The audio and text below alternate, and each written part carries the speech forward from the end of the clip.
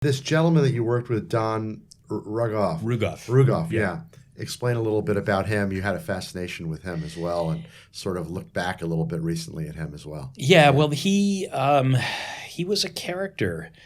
I mean, my first exposure to him, I couldn't make head or tail out of who he was or what he was, because he was a physical mess. He was somebody who had tons of really harebrained ideas and then tons of really brilliant ideas.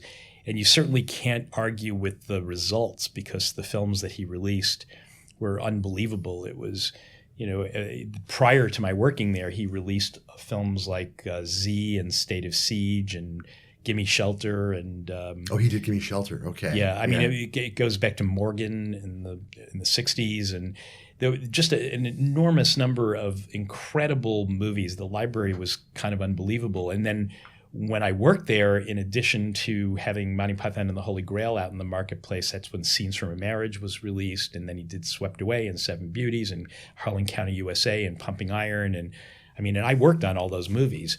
So it was an amazing education.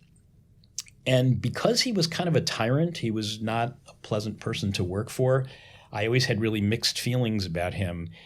And the company ended up getting into a lot of hot water, where they owed a lot of money to people. They were losing money hand over fist, and there was a big takeover attempt that I won't go into detail about.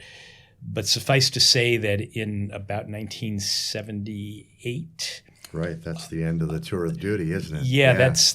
He ended up he was forced to lay off everybody who worked in the distribution part of the business, and I was one of those people. Got it. Okay. I got laid off. And so I had very, very mixed feelings about him. But for years and years and years, I found myself going back to the lessons I learned working for him.